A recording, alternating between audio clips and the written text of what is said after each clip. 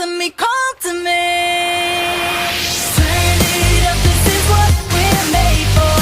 Nothing's gonna stop us now. Feel the roar as it takes you over.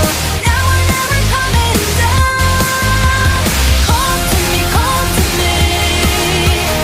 Roll on the party car. Welcome everyone to another edition of the Wrestling Debate. I am your host, simply Sensational Billy James, along with the leader of the Mayor Nation, the Overlord himself, John Mayer. John, how are you doing on this Saturday morning, early afternoon for you? I want to go to bed. Crazy week in wrestling, John. The future of TNA Impact Wrestling is up in the air. The WWE Network subscription numbers are in for this quarter, and it's not good.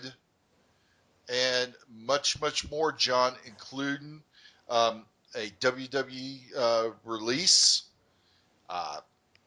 We had some big matches set up for SummerSlam. And probably one of the best Impact Wrestling shows in quite a while. And much more. Definitely agree with you on Impact. And actually, that's where I'd like to start. Okay, well, we'll just, normally we start with WWE, but let's start with Impact Wrestling for this past Thursday. Yeah. My review will be up shortly, but making an impact. It is written this time, guys. I apologize for the past couple of weeks it being YouTubed. But Now, go ahead, John. Now, you know me, I do like to do my equal share of TNA bashing. But with these tapings that have been in New York, TNA is saying, hey, we're still here. These last 3 episodes of Impact have been excellent. There has not been a bad match at all. Granted, last week I didn't like the whole beautiful people interfering in the Gail Kim Taryn Terrell match. No, I didn't either. But you opened up Impact this week with the Wolves and the Hardys. That match, holy shit.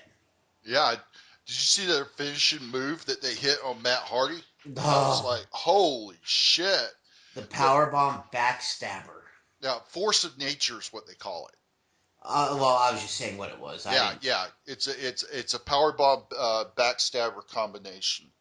I've read a few people bitching about it. It was too short, but if you think about it, that match was probably longer because the whole New York shows were taped, so the matches were probably longer. They just edited them to fit whatever times allotment they wanted. That's the only bad thing about TV tapings versus live.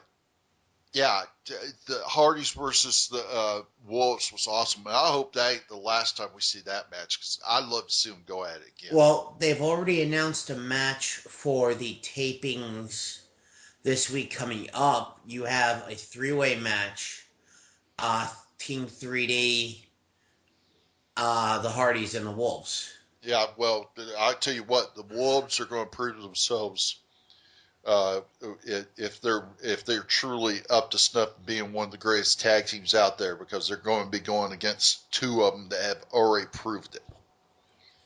Yeah, but in the same sense, the Wolves have proved it too, just not on this big of a. Yeah, this is where it's shut up or put up. Because you're going against 2 true of the all-time great tag teams in the past 20 years. Absolutely. And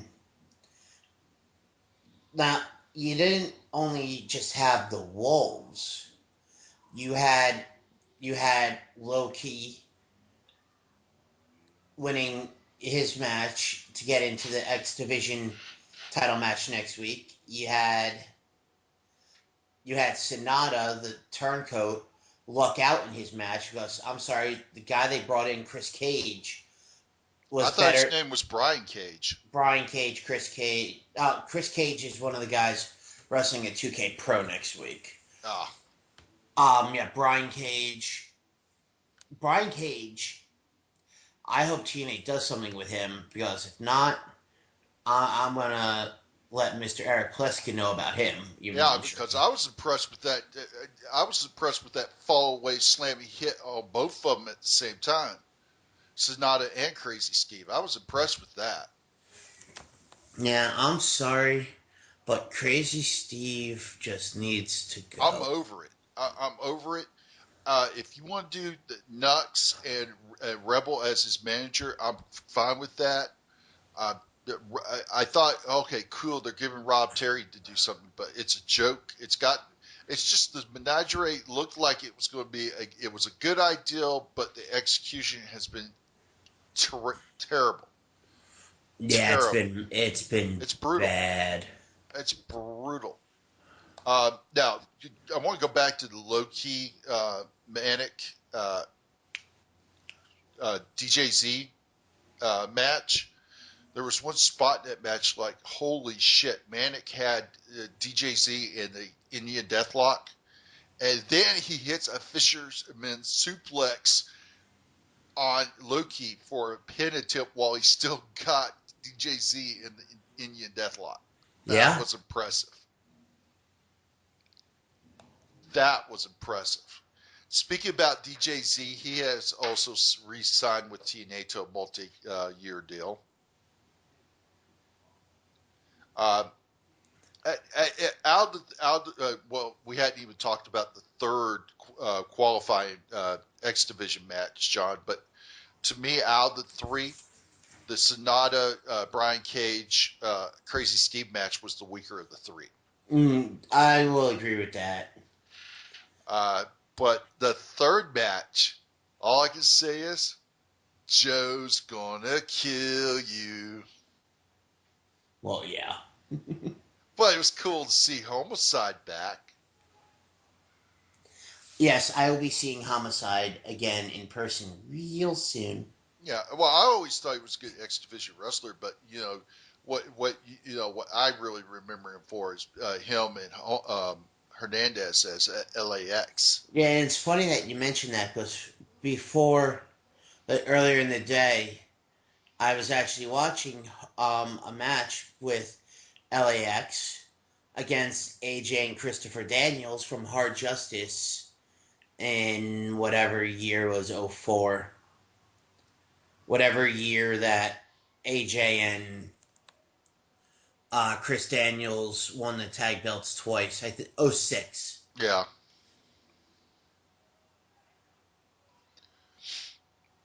but you were a little since you mentioned tag team belts, we were had just a little while ago. We were talking about the Hardys and taking on Team 3D and taking on the Wolves. Team 3D, by far, is the most decorated tag team in the history of wrestling. They, And they they actually just, I don't mean to cut you off, but they actually just won independent tag belts recently.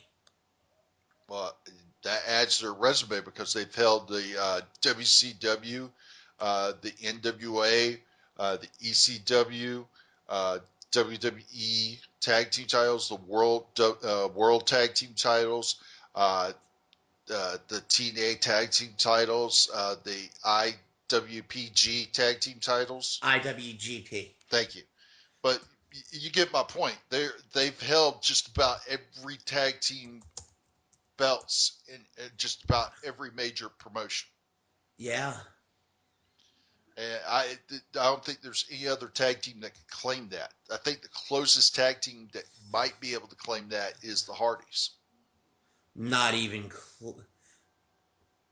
Because they never held the TNA tag belts. They've only held the titles in WWE and Omega. Their Well, own. they're technically they are WCW tag team champions.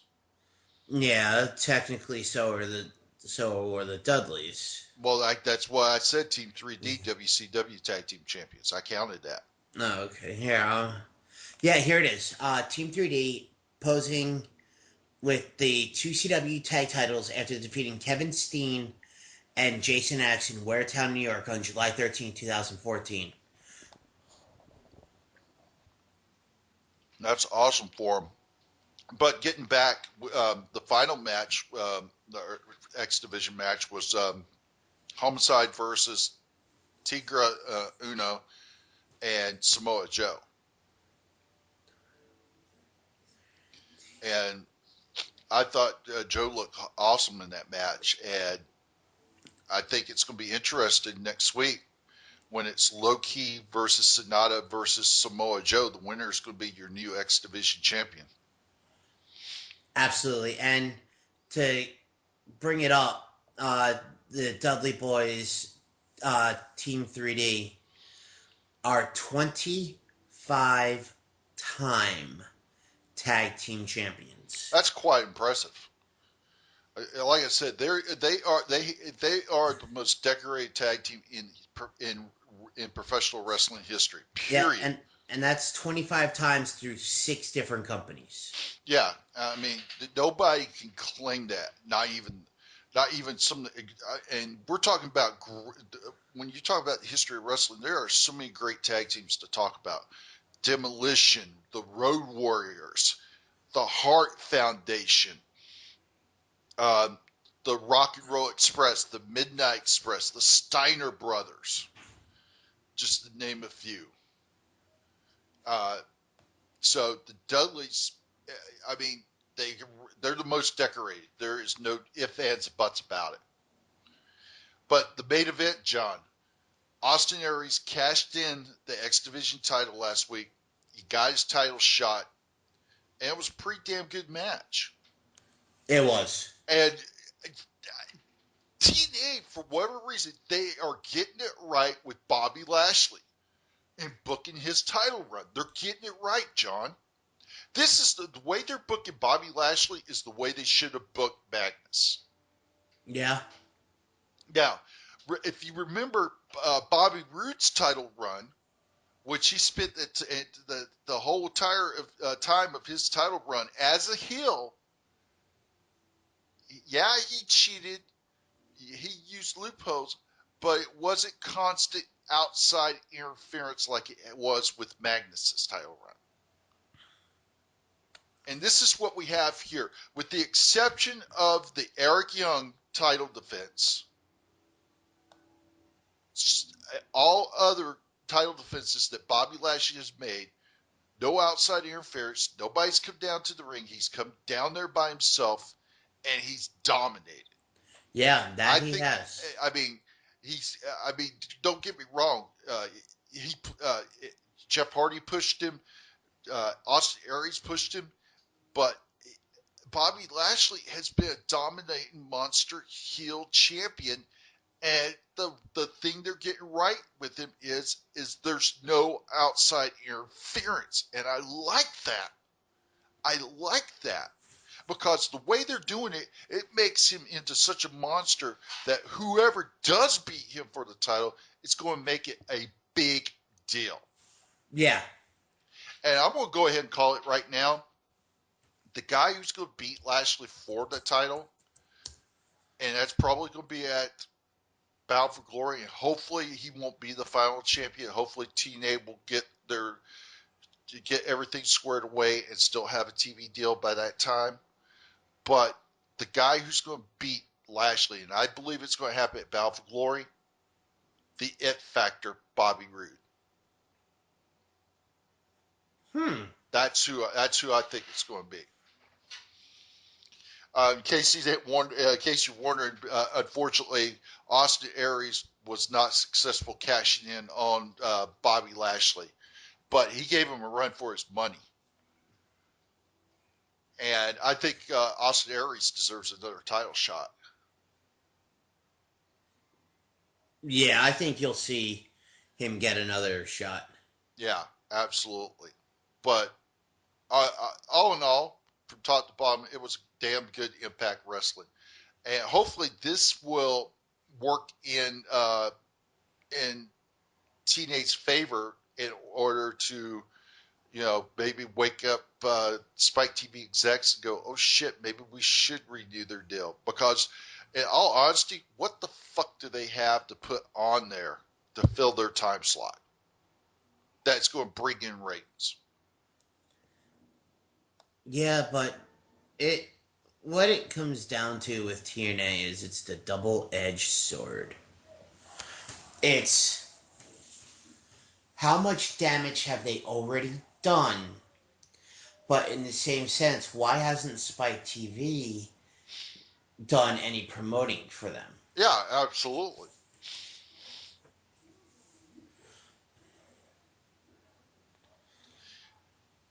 But moving on, Monday Night Raw, John. Sucked. Well, but we did get some new matches. I thought that the Cesaro John Cena match was damn good. It was, but unfortunately, it buries Cesaro. Well, true, it did. But on the same token, um, I thought that the promo that John Cena cut was probably one of his better promos. Oh, that promo was definitely excellent. But they're booking Cesaro to be a joke. No, no, no. You want to know who they're booking to be a joke? I'll name two guys they're booking to be a joke. Damien Sandow on Fandango. That's the two they're booking as jokes. Okay. Yeah, I'm getting to I'm like I'm sick. I'm already sick and tired of this shit that Layla and Summer Rae coming out with whoever the hell is going to face Fandango, and just the most stupidest distractions, and of course Fandango loses. It's bullshit. yeah. Well, I like looking at Layla and Summer Rae, so it's okay with me. Well, I think it's a waste of Layla's talents. You know, this is a woman who is the only one left who won the WWE Divas Search Contest. A former, actually the former and final women's champion, and a former Divas champion. It blows my mind. It really does. But hey, what the hell do I know? I thought that beatdown that Chris Jericho, well, you know, I thought that I thought that the Chris Jericho Seth Rollins match was not bad. It was good. And but I think the big thing coming out Monday Night Raw is that we got the match set. Well, we also found out that Randy Orton will be taking on Roman Reigns at SummerSlam.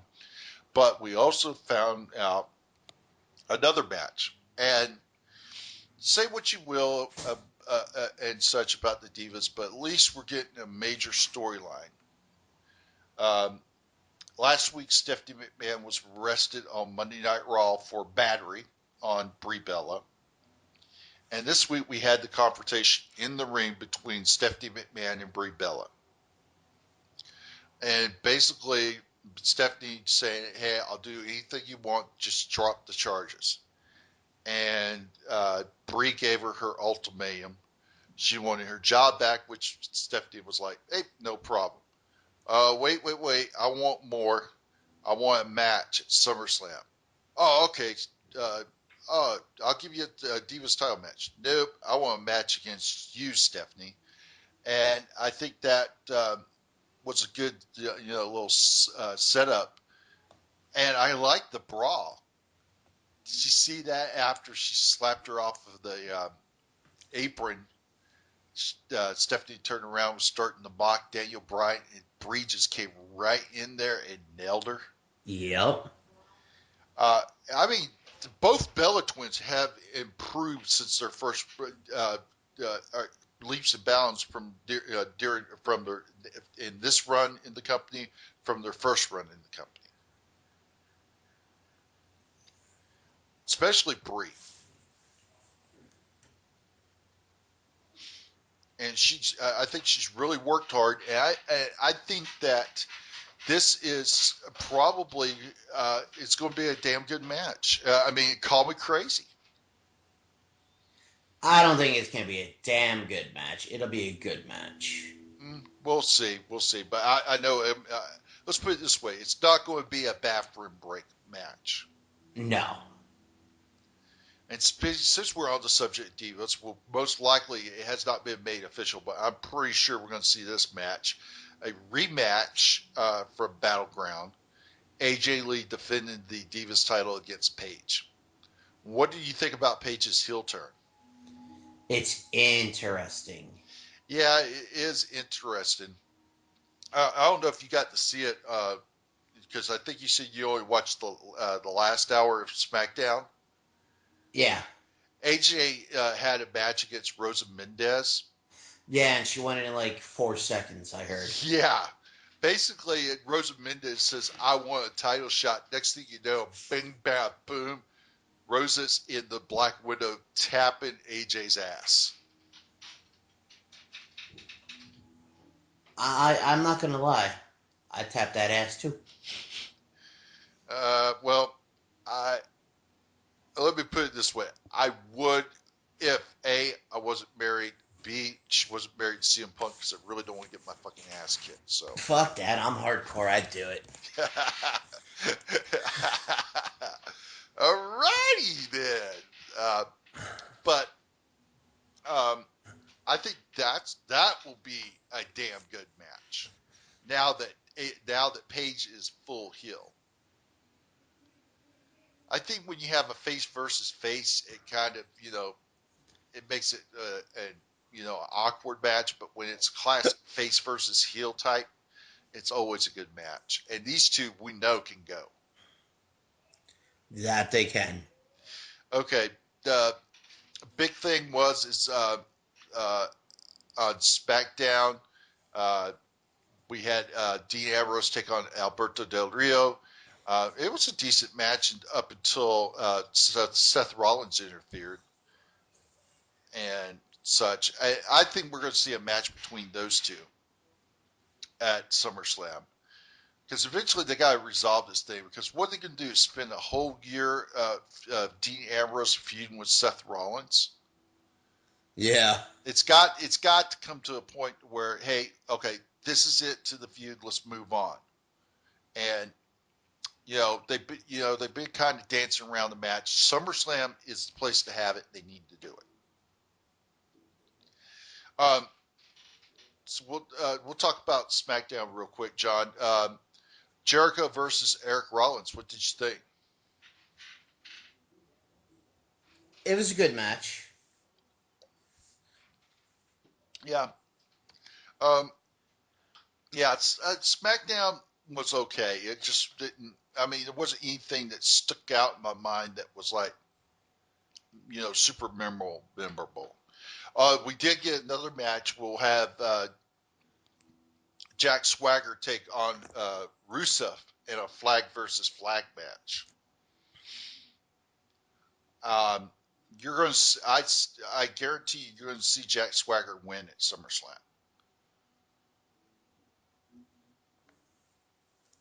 And you know why? You know why they're doing a flag versus flag match?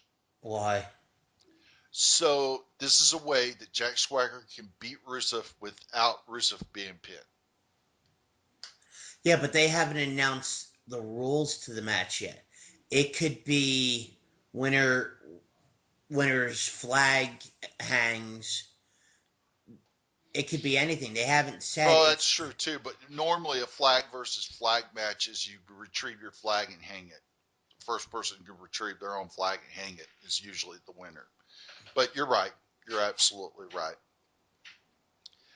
NXT, John. Main event was Adam Rose versus Tyson Kidd.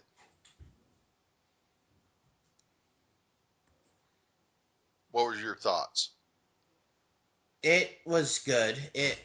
I don't like what they're doing with this whole Tyson Kidd and Natalia storyline. It's getting dumb. Yeah. Charlotte's looking sharp. I thought her match against Becky Lynch Yep. was good. I'm glad that Becky Lynch changed her ring attire up some because I didn't like those stupid green pants. But is it just me, or does she kind of look like a Rockin' Lita out there? You're not the only one who said that. Um, I have no clue who all the tag teams are going to be in this tournament to determine who's going to face the Ascension. Yeah, they're being a dominating tag team down there in NXT. Surprised they've had the belts on as long as they have. I've noticed down at NXT they put the titles on someone. For the most part, they keep the titles on them until they're ready to move them up to the main roster. Yes. So I've got the feeling that the Ascension aren't going to drop those titles until they bring them up to the main roster. Yeah, and that might be soon. Well, yeah, I mean they deserve. But if they did bring them up? What would you think of the Ascension versus the Usos? It would be good. Yeah, and let me tell you something. I am already over this damn Stardust bullshit. Okay, we're not even talking about. I know, but we were on tag teams. But no, it was not. It was good NXT, and that's the funniest thing is NXT from top to bottom will be a damn good show, but then the main roster shows are like, what the hell? And I think later in the month will be another 2-hour live NXT event, John. Yeah, on September 11th. Oh, September. It's going to be in September. Yes. Be interested to see how that goes. I'm pretty sure all 3 titles will be on the line during that show. It makes sense for all the titles to be online. Well, yeah. And that's probably what we'll see Tyler Breeze versus Adrian Neville for the NXT title. It'd be interesting to see. So, John, let's move on and let's get into some wrestling news. And let's talk the WWE Network. Subscription numbers were announced during the quarter financial meeting for WWE with its shareholders. They only increased by 3,300 or 33,000, excuse me, new subscribers. And here's how that math broke down.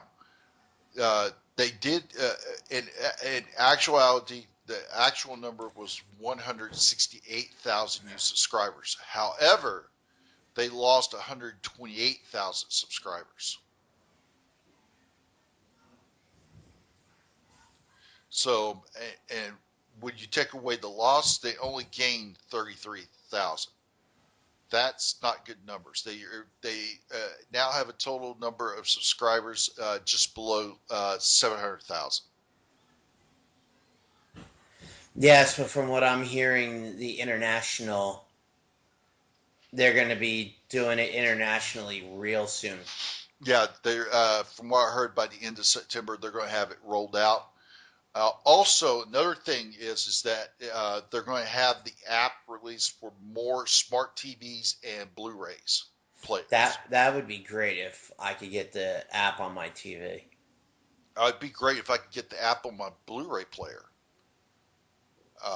But I think the biggest problem with the WWE Network, and I'm talking from a technical standpoint because I do this for a living. I work in the IT field, and broadcasting is where my expertise is at. And one of the things that they failed to do was they didn't do proper beta testing. They could have done proper beta testing and made sure, especially on mobile devices, because that was their big deal when launching this thing was you would be able to watch this on any mobile device. And that's a lie. And I'll leave it at that. It's a lie. Because if it was true, I'd be watching it on my tablet. It's a lie. So I'll leave that at that. They didn't do proper beta testing. They just rolled this out in the U.S. and they had problems. I know you watch yours through your PS3 video game system, John. Yeah, I watch it through my PS3. I watch it through my laptop. Okay. Well, I know laptops that nobody's had problems, but have you had any recent problems through your PlayStation 3? No, I haven't. Okay, so it appears that they've got all those problems resolved. Yes. Okay. I haven't had any problems with the Roku device. Um, but that was the biggest problem there that I see that they had. Um, and I just think that they should have done better, proper testing. Also, I think their technical support needs to be a little more structured and organized because there was no sense of me spending a month going back and forth trying to get my issue resolved. So I think that's another thing that they needed to do. From what I understand, they have done more beta testing. So hopefully the rollout internationally will go a lot smoother. I hope they have the servers and the bandwidth to handle the additional uploads of subscribers. It's my only thing. Now, with that said, uh, I think that you're you're in, if you like WWE, I mean it's a no brainer to get the WWE Network, especially the pay per views. I mean, what we've paid, John, is we've made it back in spades already by watching uh, WrestleMania, Extreme Rules, uh, Battleground. We're going to be watching SummerSlam. So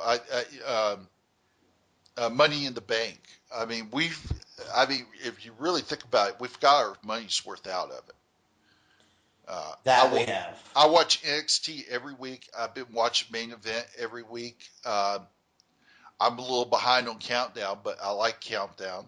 I watched all of Legends House. I liked Legends House. I thought it was good.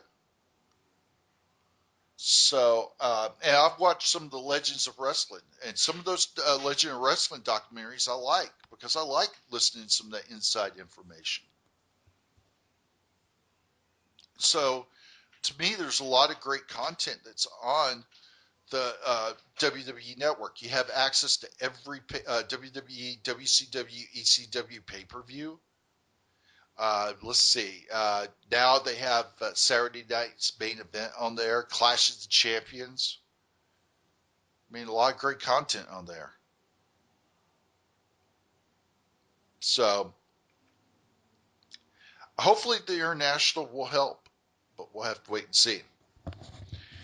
Um, you were talking about this, John, but I'm sure everybody knows by now that Roberto Rodriguez was released this week. Ricardo Rodriguez. Ricardo Rodriguez, thank you very much. I'm having brain farts this morning. Was released, and it seemed to be budget cuts, basically. I can't remember if he asked for his release or if it was budget cuts. That much I'm not. I think he might have asked. I'd be interested that he asked to be released, but then again, he could have saw the writing on the wall and felt like he would be the next, so he figured might as well pull the trigger myself. Um, so, I mean, I thought he was all right. I just, I wouldn't say I was a huge big fan of Ricardo, but I wouldn't say I hated him. I think what killed him is when they tried turning Alberto Del Rio face. I just think the gimmick of them two uh, uh, together just didn't work out when I'll get it straight. When they turned Alberto Del Rio face, it just didn't work out. It was said that he was frustrated that he wasn't really being used as a wrestler in any significant way after Alberto Del Rio turned on him. Um, and they said that, he had reportedly been injured recently.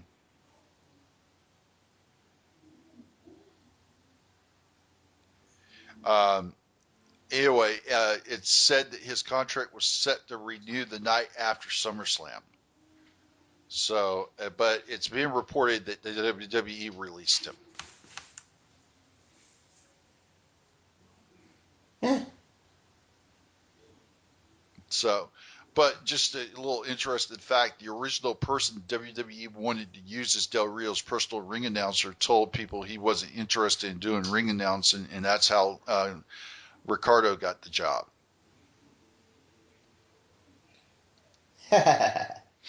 So, just a little tidbit of news there.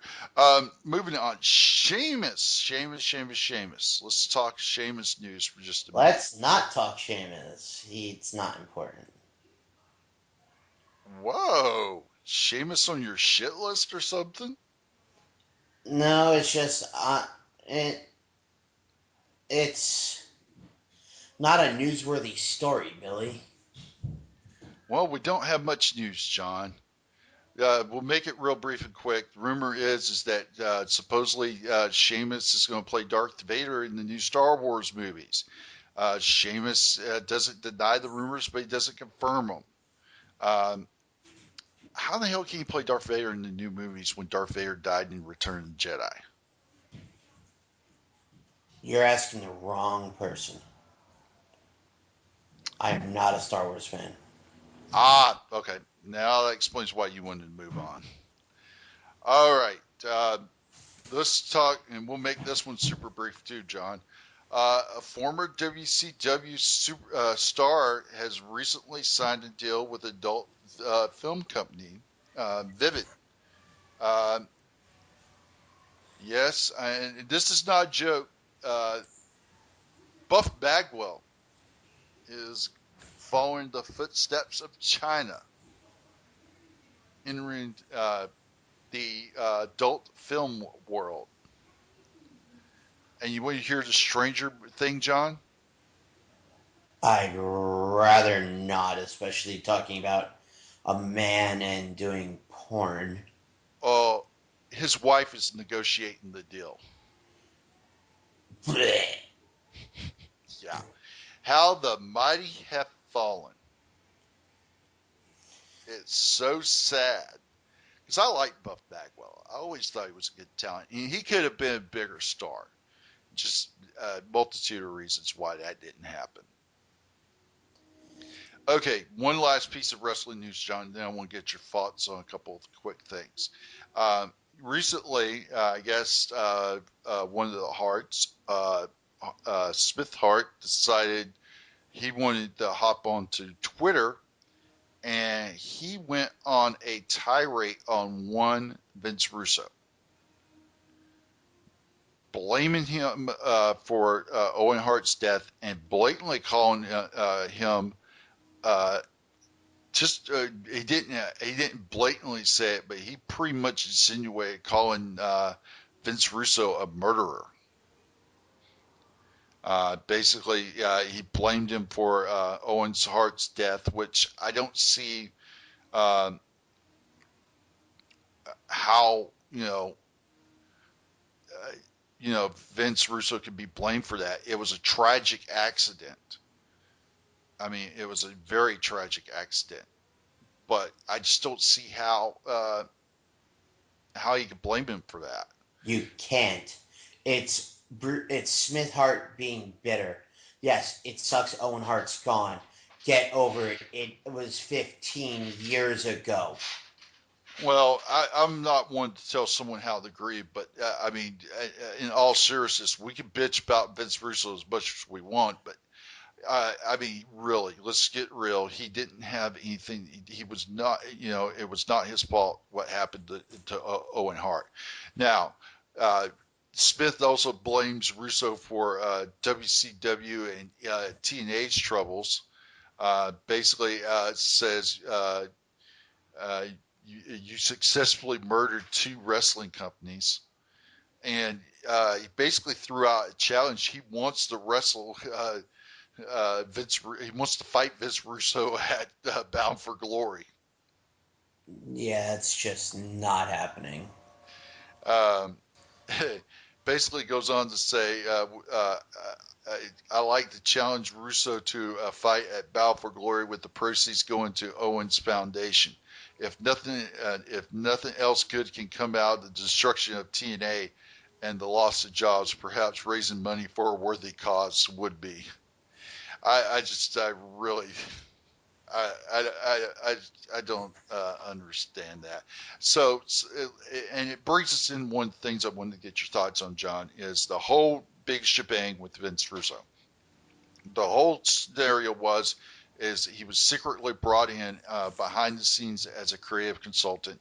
He was not going to be in the offices of TNA. He was just going to be doing communications back and forth via email, working from his home, giving his thoughts and suggestions on how things can be improved.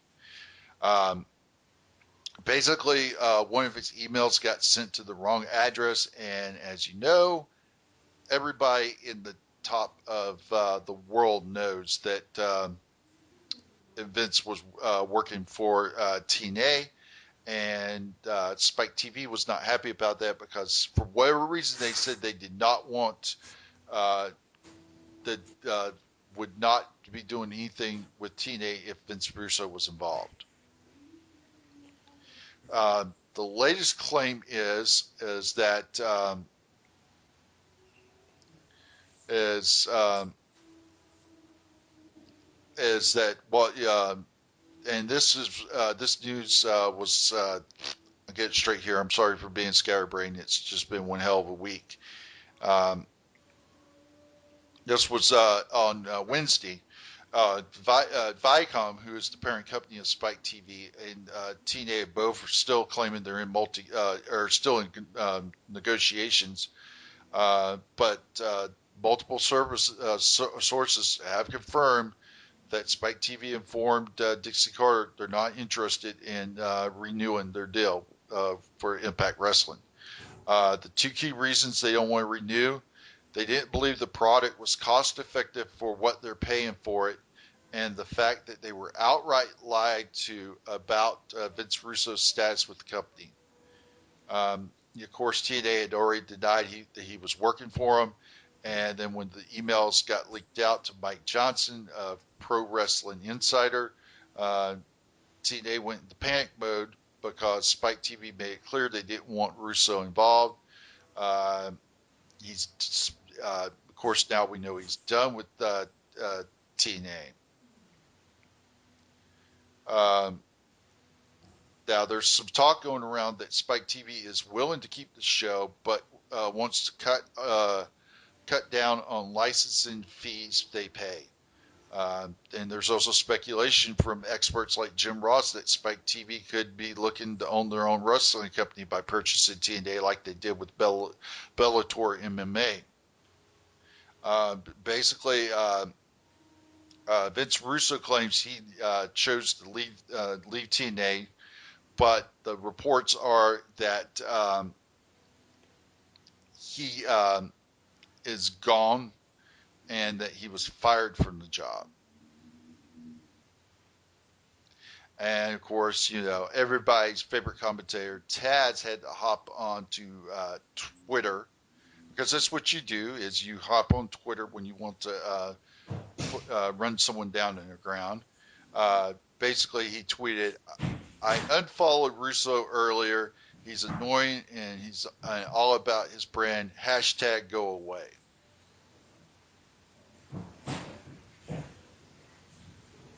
So, um, I don't know. To me, if the whole New York tapings was stuff that Vince Russo suggested and it's working and it's making things better, then I don't understand what, and it's helping, bring up TNA's Impact Wrestling's ratings. I don't get it. But hey, it is what it is. So we're just going to have to wait and see what the deal with TNA Spike TV is. John, I know you talked about it some on, and I was on for a little bit on this past Wednesday's independent point of view. And I know you had quite a few callers who gave their opinions on the subject. But for those that didn't get a chance to listen, do you feel that TNA's going to be able to get a TV deal? Yes. Do you think that these recent Impact Wrestling shows are going to help in that? Absolutely. I'm hoping. I'm going to be. I'm optimistic, but I'm also a realist. I think the chances are slim. While these shows do help make a point argument in trying to get a TV deal, I just, with it being this late into the game, because in the TV industry, John, TV networks by this time have their fall schedule set in stone, and very rarely do they change it. So we'll just have to wait and see. We've talked about this several times. I think it's stupid for Spike TV to drop TNA. I don't see anything that they can put in that time slot that's going to bring in better ratings. I just don't. And I mean, except for the occasional specials they have, like the Spike TV movie awards, the video game awards, and maybe the MMA shows that they have occasionally, I don't see how they're going to put something in that time slot that's going to bring in ratings like Impact Wrestling does for them. I mean, is Impact Wrestling bringing in ratings like Raw or shows on the major networks? No, but they're bringing in better ratings than what other shows on Spike TV brings in. True. Yeah.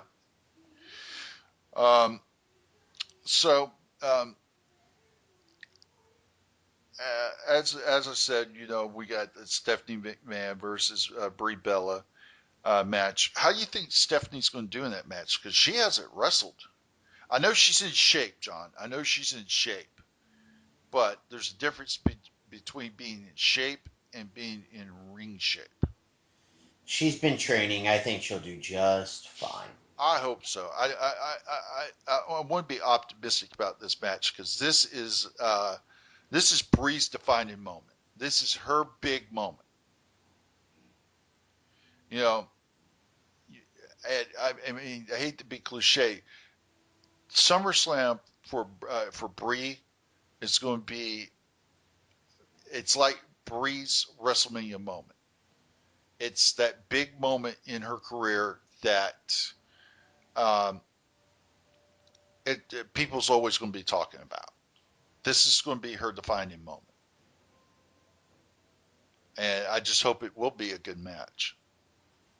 So, anyway, John, it's now time for the tell me. He didn't just say that quote of the week. And this week's quote, John, comes from, the best in the world at what he does, the savior of the masses, the Ayatollah of rock and rolla, Y2J himself, Chris Jericho, from this past Monday Night Raw. So let's take a listen and see what Y2J had to say. This is a reason, these are the moments why the WWE Network was created, so we can watch you get carted out of the arena in handcuffs over and over and over. Over and over and Chris! I am not in the mood for I got this. carried away, Trip. I got carried away. But listen, I got to give you some credit, seriously, in all seriousness. I mean, you have stood by your little flower's side through and through the big bad, bold, bald protector with a really big nose that sticks out to about here. Making sure that your wife is okay, but I do have a question. It might be a question that Stephanie has asked you as well. Why, when Stephanie was arrested, didn't you leave the arena with her? I mean, why didn't you go with her to the police station? I don't understand why you would do that. As a matter of fact, you waited until 15 minutes after the show was done before you came to your wife's aid. Why did you do that? I think I know the answer why. It's because, Tripp, you're starting to realize what I've known for 10 years, that Stephanie is nothing more than a filthy, dirty, brutal, bottom-feeding trash bag. Shut up! Shut. Wow, John. Gotta love Chris Jericho. That was vintage Jericho right there. Yes, vintage Jericho. And we didn't even have Michael Cole saying that. Vintage Jericho, vintage Jericho. Nope, I said it. Yep. All right, John. It's now time to name the wrestling superstar of the week. And, you know, with this week being so crazy, I can't wait to find out who your pick is. Bobby Lashley. Wow. Wow, that's an interesting choice. Rightfully deserves. I'm just going to one up you. I'm just going to say the entire roster from this past Thursday's Impact Wrestling, because they all did one hell of a job. Yay for Crazy Steve getting Superstar of the Week nod. Well, You said everybody. yeah, I'd said everybody, but you know, they deserve it because it was one hell of a show. So enjoy it, Crazy Steve, because it'll probably be the only time you'll ever get it. All right. Hey, Joseph Park got high impact on your review one time. You said that was never going to happen. Yeah, I guess hell freezes over occasionally. I guess you should say never in the wrestling business. Yeah, hey, for all you know, it could be Crazy Steve that knocks off Bobby Lashley, but then again, I might wake up with AJ Lee next to me too. Yeah, and then they might do a pregnancy test and come back and tell me I'm the father of Mickey James's baby. Well, it's nice to dream. Yeah. Anyway, it's now time to name the wrestling babe of the week, John. And I can't wait to find out who your pick is. Mickey James's baby. No, you win a match in 10 seconds. That's pretty damn good to me. My pick is AJ. AJ, wow. My pick is Brie Bella. She didn't wrestle. Well, you know, I just think that her segment with Stephanie McMahon was, you know, it's set in stone for a defining moment for her. It's set in stone for her match at SummerSlam, and I thought she did an excellent job during that segment. I thought she was on key and to the point. And sometimes it's not about the wrestling; it's about the story. Did you tell a good story? And I think she did. And also on the online WWE.com interview she made, you know, she explained, you know, a lot of things that, you know, hit home. And, you know, because she talked about how, you know, it felt watching the authority abuse her husband, you know, putting him through the hell that they did, and she couldn't do anything. And her quitting, which she regretted. Her sister being abused by being put in handicap matches after handicap matches by Stephanie McMahon, and that now she blackmails Stephanie into the match because she wants to prove that that she wants to beat Stephanie. And she said even after that, if they even make her life a living hell by putting her in handicap matches after another, she'll still have that moment to always remember when she beat Stephanie at SummerSlam.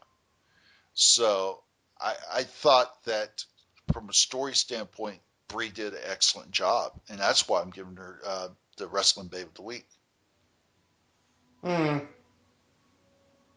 So, John's pick for Wrestling Babe of the Week is the Divas Champion AJ Lee, while my pick is Brie Bella.